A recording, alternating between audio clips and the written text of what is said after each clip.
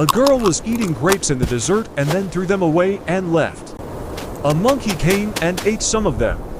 At night, it rained, and a plant grew from the grapes.